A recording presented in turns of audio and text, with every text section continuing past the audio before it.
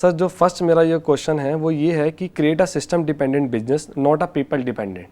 कई बार क्या होता है कि मैं भी एक कंपनी रन करता हूँ अपनी, तो जो भी मेरे एम्प्लॉयज़ हैं जो कुछ भी वो करते हैं, कई बार क्या होता है कि सर मैं उनके साथ इन्वॉल्व हो जाता हूँ। तो उस वहाँ से हटकर मुझे अपना ध्यान जो है अपकमिंग प्रोजेक्ट्स पे, जो बड़े बड़े प्रोजेक्ट्स मुझे और लाने अपनी कंपनी के लिए, तो वहाँ पे मैं कैसे काम करूँ कि जो सिस्टम है पूरा का पूरा वो मतलब पीपल डिपेंडेंट सिस्टम नहीं होना चाहिए। एक सिस्टम होना चाहिए कि मुझे हर एक चीज़ अपडेट रहे टाइम टू टाइम।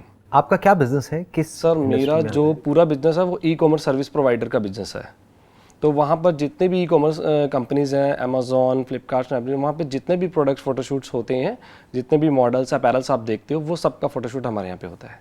तो आप मतलब काफ़ी हद तक हमारी लाइन से रिलेटेड हो गए, राइट?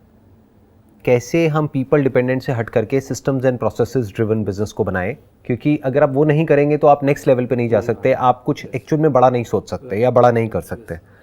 आपका जो बिजनेस है basically that is less of a product business, more of a service business, right? क्योंकि क्लाइंट्स आपको प्रोडक्ट्स देंगे या आप क्लाइंट्स को एक तरफ से अप्रोच करोगे, फिर उसमें से कुछ हाँ बोलेंगे, कुछ ना बोलेंगे, फिर आप उनके प्रोडक्ट शूट्स करेंगे।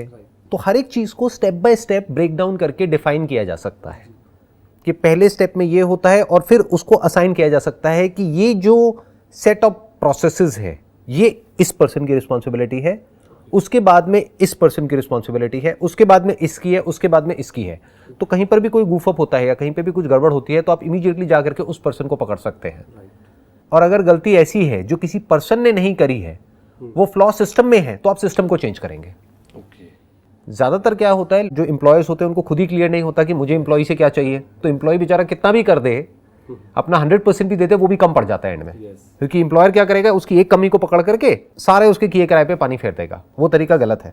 एक सही तरीका क्या है काम को करने का, कि आपको पहले कम्युनिकेट करना है कि एग्जैक्टली आपसे क्या एक्सपेक्टेड है, और अगर आप ये जो एक्सपेक्टेड है इससे बेटर करते हो तो that means you are performing very good in this company. अगर जो आपसे एक्सपेक्टेड है आप उतना भी नहीं करते हो, you are not performing good in the company. तो हर एक चीज को स्टेप बाय स्टेप आपने कन्वर्ट कर दिया, राइटिंग में कन्वर्ट कर दिया। अब अगर कोई प्रॉब्लम आती है तो वो जो राइटिंग में आपने सिस्टम्स एंड प्रोसेसेस की एक फाइल बनाई है या जो बुक बनाई है उसमें चेंजेस करने हैं। लोगों को नहीं बोलना है कि तुम्हारी गलती है, तुम्हारा ये है, तुम्हारा वो है। ऐसा एक प्रोसेस बना देना है कि किसी को बोलने की जरूरत ही ना पड़े। जैसे मैंने देखा है यहाँ पे एक बड़ा एक कॉमन एक कल्चर देखा है इंडिया में। यहाँ पे क्या होता है कि जब कोई लेट आता है ऑफिस में, तो जो सीनियर है या जो बॉस है वो आकर के उसको बोलते हैं क्या हो गया, आज लेट क्यों आए, आज फिर लेट आ गए, ये वो। ये बड़ा ही बेवकूफ़ों वाला तरीका है काम को करने का। क्यों? क्योंकि आपको पता है कि अगर सामने वाला लेट आएगा तो why don't you create a process, और फिर जो फ्रीडम है वो एम्प्लॉय को दे दी कि भाई आप महीने में 2 बार इतना लेट आ सकते हो, और तीसरी बार आप इतना लेट आ सकते हो। मानो 2 बार आप 10 मिनट तक लेट आ सकते हो, तीसरी बार आप आधा घंटे तक लेट आ सकते हो, चौथी बार आप 2 घंटे तक लेट आ सकते हो। अगर उससे ज़्यादा आप लेट आते हो तो इतना पैसा आपका कटेगा, जिससे आपको भी प्रॉब्लम ना हो और कंपनी को भी प्रॉब्लम ना हो। It has to be a win win situation, तभी वो कंपनी ग्रो करेगी। राइट। कई बार क्या होता है कि work on your business not in your business. कई बार जो मैंने अभी आपको बताया कि मैं उनके साथ इन्वॉल्व हो जाता हूँ और जो चीज़ें मैं करना चाहता हूँ आगे उसमें नहीं कर पाता हूँ, मैं उसी के अंदर इन्वॉल्व रहता हूँ। तो मैं चाहता हूँ कि बिल्कुल हट कर मैं कुछ सोच सकूँ। उसका जवाब अपने वैसे मेरे को दे ही दिया है सर। इसमें एक और बात आप ध्यान रखिए, एक बहुत बड़ा ट्रैप होता है जहाँ पर जा करके हर एंटरप्रेन्योर फंसता है। मैं भी फंसा हूँ पास्ट में। वो क्या होता है कि हम हर काम को परफेक्शन से करना चाहते हैं। तो अगर फॉर एग्जांपल कोई है जो एक पर्टिकुलर काम को कर रहा है या कर रही है, तो आप क्या चाहेंगे कि वो बिल्कुल परफेक्ट होना चाहिए, उसमें कहीं कोई गलती नहीं होनी चाहिए। जैसे आप खुद करते हैं वैसे ही वो करे, राइट? तो as far as your supervising from a distance is concern, that is okay. But if you are getting involve in their day to day task, then the problem is कि अब वो इनिशिएटिव लेना बंद कर देंगे। जब आप उनके सर पे खड़े हैं तब तो वो काम करेंगे, जब नहीं है तो काम नहीं करेंगे। तो it has to be, again I am saying that, कि वो बेसिकली बिल्कुल क्लियर होना चाहिए कि आज आपसे क्या एक्सपेक्टेड है, इस वीक में आपसे क्या एक्सपेक्टेड है, अगले 1 साल में आपसे क्या एक्सपेक्टेड है। That must be very very clear to you and to them, ताकि उनको क्लियर पता हो कि अच्छा काम मतलब क्या और बुरा काम मतलब क्या। ताकि फ्यूचर में अगर आपको किसी को निकालना भी पड़े अपनी कंपनी से, तो you must give a proper reason, a proper explanation कि बेसिकली ये प्रॉब्लम थी जो यहाँ पर ये लिखा हुआ था, इसकी वजह से हमको ये एक्शन लेना पड़ रहा है। कई बार एक्शंस लेने पड़ते हैं। जैसे कुछ चीज़ें हैं जिसको आप टॉलरेट नहीं कर सकते अपनी कंपनी में, अगर उसको आप टॉलरेट करते हैं तो क्या होगा, पूरा का पूरा सिस्टम ही खराब हो जाएगा। जैसे बोलते हैं ना, एक मछली पूरे तालाब को गंदा कर देती है। फॉर एग्जाम्पल, कोई है आपकी कंपनी में जो फीमेल से ढंग से बिहेव नहीं कर रहा है, तो वहां पे कोई कॉम्प्रोमाइज नहीं होना चाहिए। Immediately you have to set an example for everybody else so that women feel safe and secure in your company. या कोई फॉर एग्जाम्पल चोरी करता है आपकी कंपनी में, या कोई किसी तरीके से चीज़ों को बहुत ज़्यादा मैनिपुलेट करता है, चाहे फाइनेंशियली या अदरवाइज, तो you have to take action. पहले उसको वार्निंग दी, अगर उसके बाद भी वो नहीं समझा है, नहीं समझी है, तो you have to take an action. जैसे जो सड़कें हैं, अगर वहाँ पर कोई भी रूल्स को फॉलो ना करे तो कायदे से एक पनिशमेंट होनी चाहिए।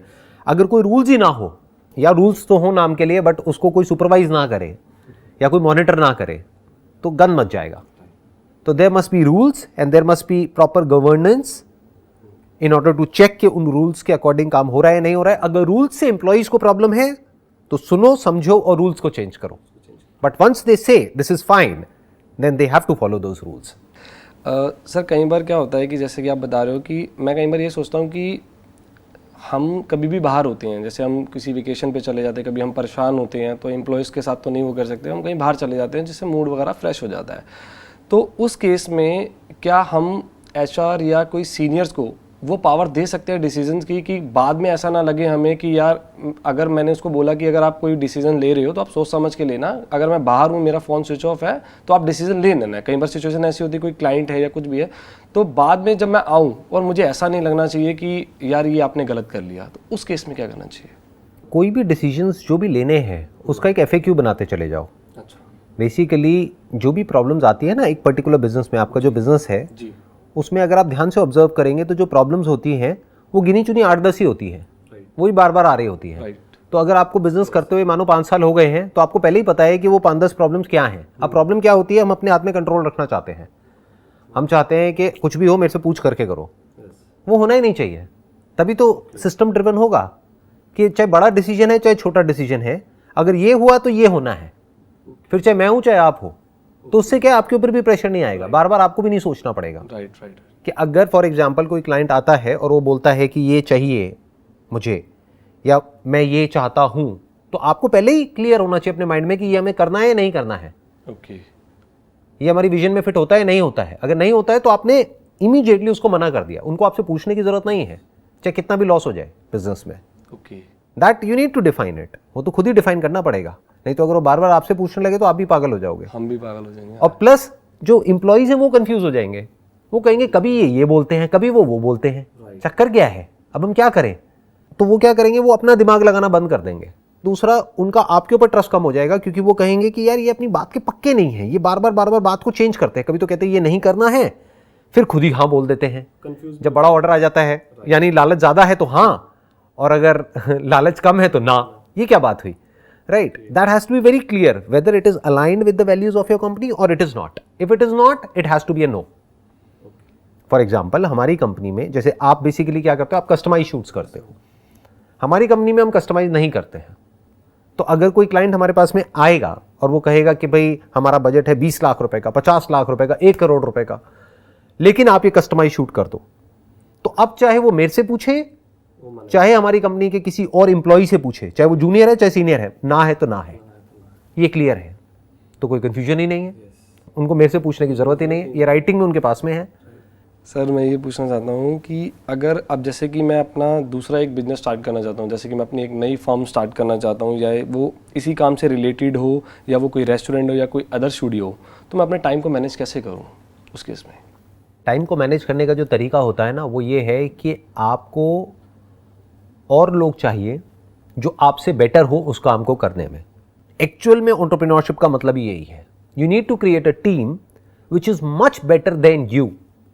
You need to empower people in such a way कि वो बेसिकली एक छोटे से एस्पेक्ट में स्पेशलाइज्ड हो जाए और वो आपसे लाख गुना बेटर हो जाए, और उन सबको मिला करके जो बनेगा ना, वो आप सपने में भी ना सोच सके करने का, तब आप कह सकते हो कि अब आप एक अच्छा बिजनेस कर रहे हो।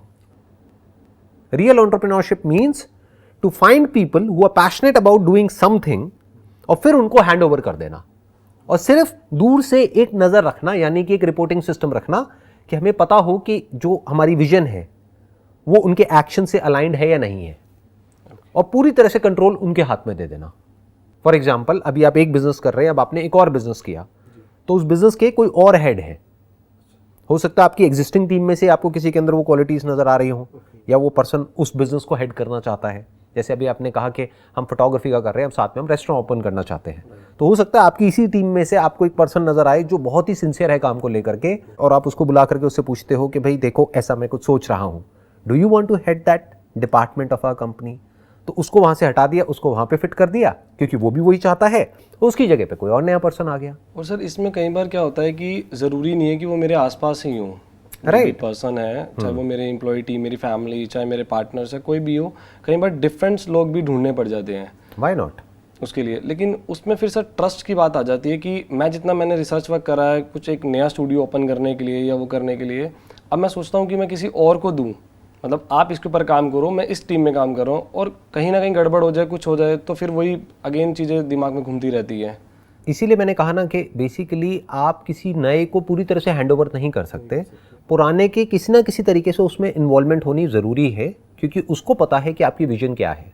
जो इंसान आपके साथ में पिछले 5 साल से है, तो आपको एग्जैक्टली पता है कि वो इंसान क्या है at the level of their actions, not what they are saying during the interview. क्योंकि आप किसी नए से मिलोगे इंटरव्यू में तो सब कुछ अच्छा ही बोलेंगे, उनसे पूछो what are your strengths and weaknesses, तो वो अपनी वीकनेस को भी ऐसे बताएंगे जैसे कि उनकी बहुत बड़ी स्ट्रेंथ है। My weakness is that I am a workaholic, that I am a perfectionist. अच्छा, ये वीकनेस है। तो इस चीज़ को ध्यान में रखना है कि इसको नहीं देखना है कि वो बोल क्या रहे हैं, इसको देखना है कि वो कर क्या रहे हैं, एक्चुअल में उनकी लीडरशिप क्वालिटीज अच्छी हैं या नहीं है, एक्चुअल में वो टीम प्लेयर हैं या नहीं है। इसीलिए मैं कह रहा हूँ कि ये जो टीम बनती है ना धीरे धीरे, ज़्यादातर बिजनेसेस को ऐसे ही बड़ा किया जाता है। अगर वहाँ पे एक नया सीईओ भी अपॉइंट किया जाता है किसी दूसरे बिजनेस में, तो पुराने में से किसी ना किसी पर्सन को उसको असिस्ट करने के लिए वहाँ पर भेजा जाता है, so that you know what exactly is going on in that business on a day to day basis. नहीं तो आपको पता कैसे लगेगा? कोई नया आदमी आया तो वो तो आपको कुछ पता ही नहीं है, उसकी और आपकी विजन तो अलाइंड ही नहीं है, वो अलाइन होने में ही 6 महीने साल लग जाएंगे। And there is a strong possibility कि हो सकता है वो बंदा, जैसे 3 महीने का प्रोबेशन पीरियड होता है, तो या तो वो खुद छोड़ के चला जाएगा या फिर आपको ही उसको बोलना पड़ेगा कि नहीं हमारी विजन अलाइन नहीं हो रही, तो अब आप जाइए। तो अगर वो जाइए तो और कौन है वहाँ पर संभालने के लिए? राइट। तो that's what I am saying, that you need to build a core team of people which is like a family. तो उसी में से आगे डेलीगेट करना होता है और फिर बिजनेस को एक्सपैंड करना होता है। दोनों में फ़र्क समझ आया? एक है अ पर्सन जिस पे आपको ट्रस्ट है, और एक है वो पर्सन जो कैपेबल है।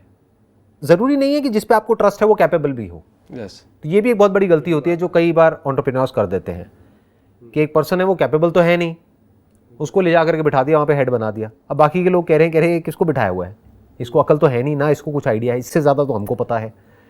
तो उसको आपने हेड नहीं बनाया, उसको असिस्ट करने के लिए वहाँ पर बिठा दिया, बट हेड कोई और है जो उस फील्ड का एक्सपर्ट है। जैसे रेस्टोरेंट का बिजनेस है तो हेड कौन है? जो शेफ़ है, जिसको 10 साल का एक्सपीरियंस है, वो और शेफ्स को बताएगा ना कि वो क्या सही कर रहे हैं, क्या गलत कर रहे हैं। अब अपनी पुरानी टीम में से अपने कंफर्ट जोन की वजह से आपने कहा कि मेरे को इस पे बड़ा विश्वास है, तुम हेड करो। अब वो जा करके उनको बता रहा है तुमने ये कर दिया, वो कर दिया, अब इसका टेस्ट अच्छा नहीं है, वो कोई सुनेगा ही नहीं उसकी। वो कहेगा कौन है ये, क्यों क्यों मेरा सर खा रहा है ये, समझ गए? तो बंदे ही नहीं टिकेंगे, तो लोग नहीं टिकेंगे आपके वहाँ पे कंपनी पे। Sir what is the source of your positive energy always? I won't call it positive energy, I would call it a solution oriented approach. कि बेसिकली ये पॉजिटिव एनर्जी जो वर्ड है ना, ये मेरे को पर्सनली पसंद नहीं है। लोग जोड़ देते हैं मेरे नाम के साथ में मोटिवेशनल स्पीकर, पॉजिटिव थिंकिंग। अब लोग क्वेश्चंस ही ऐसे पूछेंगे तो मेरे को जवाब भी वैसे ही देने पड़ेंगे ना, क्योंकि जैसे सामने से क्वेश्चंस आएंगे मुझे उसी लेवल पर आकर के उनसे बात करनी पड़ेगी, नहीं तो वो डिस्कनेक्ट हो जाएंगे। राइट। तो अगर कोई पूछेगा how to be positive all the time, how to be happy all the time, तो मुझे शुरू तो वहीं से करना होगा। लेकिन अगर आप ध्यान से मेरे सेशंस को ऑब्जर्व करेंगे, I always say look at reality as it is. Reality को समझो, रियलिटी में अगर प्रॉब्लम है तो उसका सॉल्यूशन निकालो, अगर प्रॉब्लम नहीं है तो उसको समझो, और जब समझ लेते हो तो वो प्रॉब्लम डिसॉल्व हो जाती है। और दूसरा क्या होता है कि हमें खुद अंदर से समझ आ जाता है कि अच्छा इसका आंसर ये है कि मेरा ये बिहेवियर है जिसकी वजह से प्रॉब्लम हो रही है, तो let me change my behaviour, not the other person's behaviour. That is one way of looking at it. Second is accepting the person as he और she is, that is second. Third is कि अगर actual में problem है तो ये नहीं कि अपने मन में कुछ भी सोचे चले जा रहे हैं, जा करके उसको बोला, लड़ाई होती है होने दो, इससे ज्यादा क्या होगा? डरना क्या है? डर डर के क्यों जीना है? या तो थोड़ी देर की होगी या हो सकता है परमानेंट ही हो जाए, रिलेशनशिप खत्म हो जाए, होने दो। जब होनी ही है 1 साल बाद भी 10 साल बाद भी, तो अभी हो जाए ना। तो all I am saying is mind पे बैगेज रखने से अच्छा है कि बी सॉल्यूशन ओरिएंटेड। कोई प्रॉब्लम है तो उससे भागो मत, उसको पोस्टपोन मत करो, उसको सॉल्व करो, ताकि आपका जो माइंड है वो फ्री रहे कुछ एक्चुअल में ढंग के काम करने के लिए। Sir, how to use the brain properly? Brain को अपने गोल से रिलेटेड, मतलब मेरे दिमाग में हमेशा मेरे गोल से रिलेटेड चीज़ रहनी चाहिए। जबकि मैंने आपके सेशन में भी देखा और मैंने जब आपके सेशन में बुक्स जो थी मैंने उनको भी पढ़ा है कि आपके जो भी गोल्स हैं वो आपके सामने ज़रूर होने चाहिए, जो कि मेरे ऑफिस में भी मेरे सामने हैं। लेकिन मैं चाहता हूँ कि वो हमेशा मेरे माइंड में रहनी चाहिए, वो चीज़ मेरे माइंड में घूमते रहना चाहिए कि मुझे अब ये करना है या ऐसे करना है या वो करना है एंड ऑल। देखो, इसको ध्यान से समझना। बेसिकली ये एक बहुत ही कॉम्प्लिकेटेड टॉपिक है। मैं इसको थोड़ा सा सिंप्लीफाई करने की कोशिश करूँगा ताकि ये आपको क्लियर हो पाए। आइडियली आपका दिमाग गोल पर फोकस नहीं होना चाहिए, काम पर होना चाहिए। दोनों में बड़ा फ़र्क है। गोल है जो आपको 1 साल बाद या 2 साल बाद या 4 साल बाद अचीव करना है। काम क्या है? जो एक्चुअल में आज करना पड़ेगा, अभी करना पड़ेगा, डेली करना पड़ेगा अगले 1 साल तक उसको अचीव करने के लिए। तो ध्यान कहाँ होना चाहिए? प्रेजेंट, अभी इस मोमेंट पे होना चाहिए। गोल बैक ऑफ द माइंड होना चाहिए, सबकॉन्शियस में होना चाहिए, या ये कह लो लिख करके हमने कहीं लगा दिया है, बट हमारा पूरा जो फोकस है आज पे होना वो अभी पर होना चाहिए, इस मोमेंट पर होना चाहिए। वो जो अभी हम जो काम कर रहे हैं उस पर होना चाहिए कि उसको हम बेटर कैसे कर सकते हैं। चाहिए। सर, लोग कहते हैं कि एंजॉय एवरी मोमेंट, हर एक मोमेंट को एंजॉय करो, कैसे? हमेशा हर हाल में चीज़ों को एंजॉय करना इतना इम्पोर्टेंट नहीं है जितना कि एक प्रॉब्लम की जड़ तक जाना इम्पोर्टेंट है और उसको जड़ से सॉल्व करना इम्पोर्टेंट है, और वो कई बार पेनफुल भी होता है। तो एंजॉयमेंट कहाँ आया? जैसे फॉर एग्जांपल आपके किसी दांत में एक्चुअल में बहुत बड़ी प्रॉब्लम है, आपने जाकर के एक डेंटिस्ट से डिस्कस किया, उन्होंने कहा कि भाई दांत को निकालना पड़ेगा और कोई ऑप्शन है ही नहीं। तो जब निकालोगे तो दर्द होगा ना, इंजेक्शन भी लगेगा और वो भी होगा, और कुछ दिन तक प्रॉब्लम भी रहेगी, इन्फेक्शन ना हो उसके लिए एंटीबायोटिक्स भी खानी पड़ेगी। तो उसमें एंजॉय क्या है? पेन ही पेन है, दर्द ही दर्द है। अगर आप एक्सरसाइज नहीं करते हो, जिम ज्वाइन करोगे, तो वहाँ पे एंजॉयमेंट कहाँ है? क्योंकि जिम एक्चुअल में तो बोरिंग ही है ना, बोरिंग ही है। उसमें एंजॉयमेंट क्या है? Exceptions are always there. कुछ लोग हैं जिनको मज़ा आता है जिम करने में, बट ऐसे बहुत कम है। उसमें मज़ा नहीं आता है। उसमें बेसिकली क्या होता है? दर्द होता है, और कई बार बहुत बोरिंग भी होता है। That boredom is also pain, क्योंकि एक ही सेट को हम बार बार रिपीट कर रहे हैं और रिजल्ट आने में अभी 1 साल बाकी है। तो उसमें मज़ा कहाँ है? वो तो पेन है। या अपनी किसी पुरानी आदत को आप बदलने की कोशिश कर रहे हैं, तो उसमें मज़ा कहाँ है? उसमें तो दर्द है। किसी की डेथ हो गई है, उसके बारे में आप सोच रहे हैं या वहाँ से बाहर निकलने की कोशिश कर रहे हैं, उसमें मज़ा कहाँ है? उसमें तो दर्द है। हम क्या बोलते हैं? दर्द नहीं होना चाहिए, मुझे तो मज़ा आना चाहिए। मज़ा नहीं आएगा उसमें। You have to accept it as a part of life. As enjoyment is a part of life, so is pain. As pleasure is a part of life, so is pain. But if that pain in the short term is giving you something big in the long term, so you must choose that pain instead of enjoyment. कुछ भी बदलना painful होता है, कुछ भी create करना painful होता है, उसमें मज़ा थोड़ी आता है। बिजनेस शुरू करने में मज़ा थोड़ी आता है, पेनफुल होता है। अपना सब कुछ लगा देते हैं, उसके बाद में कुछ भी नहीं होता है, तो उसमें मज़ा थोड़ी ना आएगा। फेलियर में मज़ा किसको आता है? स्कूल में अगर कोई फेल हो जाएगा उसको मज़ा आएगा क्या? या टॉप करेगा तब मज़ा आएगा, बट सब तो टॉप नहीं कर सकते। तो फिर ये सवाल कहाँ से आया कि भाई हम हमेशा खुश कैसे रहें? इसका मतलब क्या है कि सब खुश कैसे रहें हमेशा? That is not possible. तो हमें क्या करना है? जो रियलिटी है उसको एज इट इज़ देख लेना है कि अगर दुख हो रहा है तो उस दुख से भागना नहीं है, एक्सेप्ट करना है। आप उसको एक्सेप्ट भी बोल सकते हैं, उसको ये भी बोल सकते हैं, रियलिटी को एज इट इज देखना है। फॉर एग्जाम्पल आप एक नदी के इस तरफ खड़े हुए हैं और आप उस नदी में से निकल रहे हैं और कोई रास्ता नहीं है दूसरी तरफ जाने का, तो आपको पता है कि वहाँ पर जो पत्थर है उसकी वजह से पैरों में चोट लगेगी, दर्द होगा, हो सकता है कट भी जाएगा, हो सकता है खून भी आएगा। बट अब आपको अपने आप से पूछना है कि उधर जाना कितना इंपॉर्टेंट है आपके लिए। हो सकता है अभी जहाँ पर आप खड़े हो वहाँ पर रोज़ रोज़ का टॉर्चर है, तो अब आप क्या कहोगे कि इसको पार करने में 1 घंटा लगेगा, 1 घंटे का टॉर्चर है ना, नो प्रॉब्लम, देखा जाएगा। तो उसमें मज़ा नहीं आएगा, पेन होगा, but you have to go through that pain in order to achieve something meaningful in life many a times. Sir, मैंने आपका एक सेमिनार देखा था जिसमें आपने एक बुक्स का नाम लिया था थिंक एंड ग्रो रिच। उसमें सर मैंने भी सुना, मैंने भी पढ़ा, लेकिन उसमें वो कहते हैं कि आप जो भी स्टार्ट करना चाहते हो या जो भी आपका गोल है उससे रिलेटेड आपको पता होना चाहिए कि आप कितने टाइम में उसे अचीव करने वाले हो। एक अमाउंट होना चाहिए कि आपको एक फिक्स करना चाहिए कि आप जब वहाँ पहुँच जाओ तो आप पर डे या जो भी आपका पर मंथ है आप इतना अर्न करो। तो मैं ये चीज़ आपसे पूछना चाहता हूँ कि जब आपने स्टार्ट करा था तो आपने ऐसा कुछ करा था? बिल्कुल भी नहीं। मैंने इनफैक्ट अर्निंग के बारे में कभी भी बहुत ज़्यादा नहीं सोचा। हाँ, प्लान किया कि बिजनेस लॉस मेकिंग नहीं होना चाहिए, बट ऐसे मैंने कभी भी कोई गोल सेट नहीं करे कि मुझे इतना अर्न करना है, उतना करना है, क्योंकि इसमें प्रॉब्लम पता है क्या है? फंस जाएंगे। आप कितना भी सोच लो, अगर एक्चुअल में आपका ध्यान काम पर होगा ना और आप कुछ एक्स्ट्रा ऑर्डिनरी करोगे तो जो आप कमाओगे वो उससे बहुत ज़्यादा होगा जितना आप सोच रहे हो। राइट। ये बात बहुत लोगों के लिए डाइजेस्ट करना बड़ा मुश्किल है, बट अगर मैं अपना एग्जांपल दूं तो जहां तक भी मैंने सोचा था, मैं एक टाइम पे ये सोचता था कि अगर इतना हो गया तो बहुत है, मैं तो फिर उसके बाद में ना बस मज़े आ जाएंगे, ये हो जाएगा वो हो जाएगा। तो जितना भी सोचता था उससे आज बहुत आगे हूँ। तो अच्छा क्या हुआ कि मैंने फालतू की चीज़ें सोची ही नहीं, इसलिए इतना आगे हूँ। अगर मैं यही सोचता रहता कि मुझे यहाँ तक जाना है, वहाँ तक जाना है, तो मेरी सोच एक लेवल पर जा करके रुक जाती। अभी मेरे माइंड में ना कुछ नंबर्स आ रहे हैं कि अगर मैं यहाँ तक सोचता था तो मैं मैक्सिमम यहाँ तक जा करके रुक जाता, लेकिन ये सारे बैरियर्स तोड़ करके आज मैं कहीं और ही हूँ। क्यों? क्योंकि मैंने कभी इसके बारे में सोचा ही नहीं कि क्या होगा, कितना होगा। बस इशारे में ये बोल सकता हूँ जितना भी सोचा था उससे बहुत बड़ा मैं ऑलरेडी अचीव कर चुका हूँ।